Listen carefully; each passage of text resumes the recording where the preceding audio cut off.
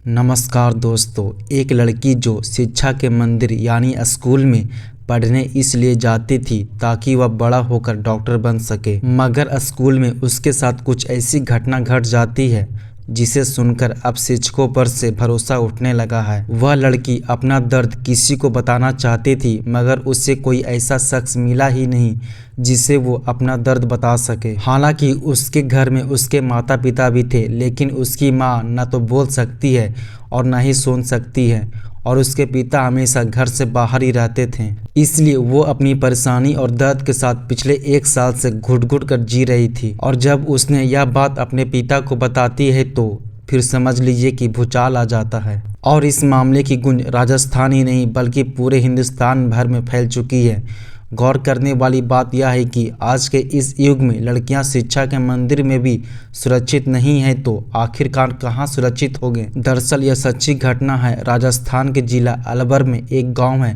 रायसराना की, जहां के सरकारी स्कूल में एक 14 साल की लड़की पढ़ती थी, मगर अचानक से उस लड़की ने स्कूल जाना बंद कर दिया है। उसके पिता ट्रक ड्राइवर हैं और मां घर में रहती है, मगर उसके पिता समझ नहीं पा रहे थे कि हमारी बच्ची किस परेशानी से गुजर रही है। एक दिन अचानक ही उसके पिता अपनी बेटी से पूछते हैं कि बेटी, मैं कई बार देख चुका हूँ कि मैं जब भी बाहर से घर आता हूँ तब मुझे तुम घर पर ही मिलती हो, स्कूल नहीं जाती हो क्या? आखिर बात क्या है? तुम स्कूल क्यों नहीं जाना चाहती हो, जबकि तुम पढ़ लिख कर एक अच्छा डॉक्टर बनना चाहती थी? मैं तो तुम्हारे लिए दिन रात मेहनत करता हूँ, दिन रात ट्रक चलाकर तुम्हारे लिए पैसा कमाता हूँ ताकि तुम अच्छे से पढ़ाई कर सको। कुछ तो बोलो, आखिर बात क्या है? तुम स्कूल क्यों नहीं जाना चाहती हो?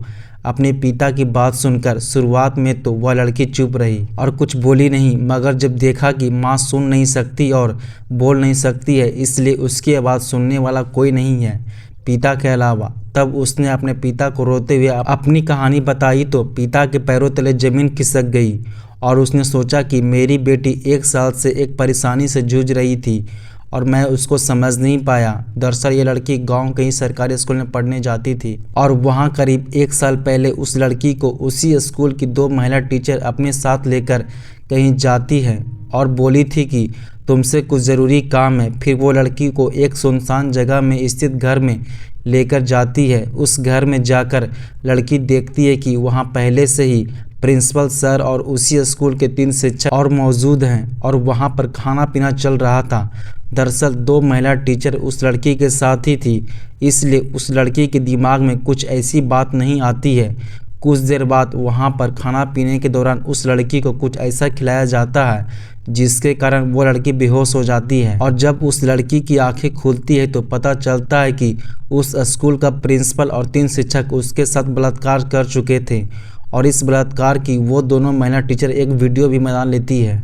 यहाँ 6 लोग मिलकर, जिसमें 2 महिलाएं और 4 पुरुष से बलात्कार करने के बाद उस लड़की को जब एहसास हो जाता है कि उसके साथ कुछ गलत हुआ है तो वो लड़की रोते हुए बोलती है कि मैं घर जाकर अपने पिताजी से और अपनी माँ से सब बात बता दूंगी।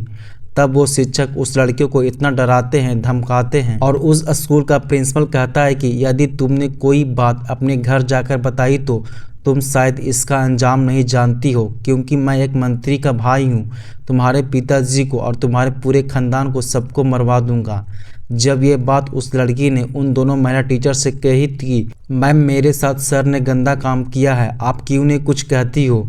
तो वो दोनों महिला टीचर उस लड़की को डांटते हुए कहती है कि बेटा तुम शोर मत मचाना और किसी से कुछ मत कहना। तुम्हारे लिए नए नए कपड़े और तुम्हारी ज़रूरत की सामान हम सब कुछ तुम्हें दे देंगे, बस तुम साथ रहना। और यहीं से उस लड़की के साथ दुष्कर्म की घटना का सिलसिला शुरू हो जाता है। और जब भी इन शिक्षकों का मन करता है तब उस मासूम सी लड़की के साथ वो टीचर लोग अपना मुंह काला करते थे। कभी 1 शिक्षक, कभी 3 शिक्षक, कभी 2 शिक्षक, जब जब मन करता था तब तब उस लड़की के साथ गलत होता रहा था। मगर दिवाली का त्यौहार आता है तो दिवाली के त्यौहार के बाद जो लंबी छुट्टियां होती है स्कूल में, उन छुट्टियों के बाद उस लड़की ने स्कूल जाना बंद कर दिया, क्योंकि अब उस स्कूल में उस लड़की की ना तो पढ़ाई हो रही थी और ना ही उसके पढ़ाया जा रहा था, बल्कि उसके साथ हर दिन कुछ न कुछ गंदा काम होता था। मगर यह बात उस स्कूल के चंद लोगों को ही मालूम थी। और वो लड़की अपनी परेशानी किसी को जाहिर भी नहीं कर पा रही थी, क्योंकि उसके घर में ना कोई भाई, ना बहन और ना ही कोई ऐसा दोस्त था जिससे वो यह सब कहती। पहले ही दिन उस लड़की ने जब विरोध किया था तो महिला टीचर उसको लालच दिया और उसके स्कूल के टीचर और प्रिंसिपल ने उसको धमकियां दी थी, अगर तुमने किसी से कुछ कहा तो तुम्हारी परिवार वालों को जान से मरवा दिया जाएगा। शायद उसने अपने परिवार को बचाने के लिए इस दर्द को, इस परेशानी को सहन करते रहे, मगर जब एक दिन उसके पिता ने उससे पूछा तो तब जाकर वो अपनी परेशानी बयां कर पाई। इसके बाद इसके पिता अपनी बेटी को लेकर वही नज़दीक थाना पर पहुंचते हैं और जाकर इस मामले का मुकदमा दर्ज कराते हैं। प्रिंसिपल सहित 3 लोगों के विरुद्ध मुकदमा दर्ज कराया गया। साथ ही दोनों महिला टीचर को भी इसमें शामिल किया गया, क्योंकि ये भी इस घिनौने काम में उनका साथ दे रहे थे। इसके बाद जैसे ही मुकदमा दर्ज होता है तो इसके बाद 3 और लड़कियां सामने आती हैं और वो भी मुकदमा दर्ज कराते हैं और वो लड़कियां भी कहती है कि हमारे साथ भी गलत काम हो रहा था। एक बात अपनी बच्चे को कह दीजिए कि अगर आपके साथ कुछ गलत होता है तो पहले ही दिन विरोध कर दीजिए। यदि विरोध नहीं कर पाए तो आगे चलकर वो आपका फिर से फ़ायदा उठाने की कोशिश करेगा और लगातार आपके साथ गलत काम करते चला जाएगा। हालांकि इस मामले की उच्च स्तरीय जांच की जा रही है और राजस्थान सरकार इस मामले को बड़ी गंभीरता से ले रही है और यह मामला जैसे ही मीडिया में आता है तो पुलिस प्रशासन इस मामले की जांच को तेज कर देती है। फिलहाल सभी आरोपी पुलिस की हिरासत में हैं और पुलिस इस मामले की जांच में जुटी हुई है ताकि आरोपियों के विरुद्ध सख्त से सख्त कार्रवाई की जा सके। इस इलाके के जो एसपी हैं रामामूर्ति जोशी, वो खुद स्कूल में जाते हैं और बच्चों का बयान लेते हैं और साथ शिक्षकों का भी बयान लेते हैं और इस पूरे मामले के पड़ताल में जुट जाते हैं ताकि सही बात निकलकर सामने आ सके और आरोपियों को कड़ी से कड़ी सज़ा मिल सके। और भी ऐसे ही क्राइम की कहानी सुनने के लिए वीडियो को लाइक करके चैनल को सब्सक्राइब कर लें।